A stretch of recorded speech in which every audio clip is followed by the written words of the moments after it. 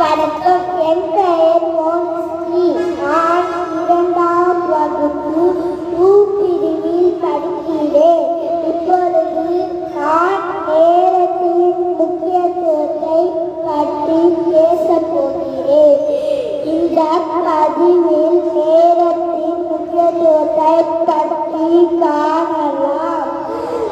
காலம் என்பது வாழ்க்கையால் ஆனது. நீங்கள் விளையாடினாலும், சாப்பிட்டாலும், படித்தாலும் அல்லது தூங்கினாலும் நேரம் நகர்கிறது. முக்கியமான மற்றும் கடினமான விஷயங்களை முதலில்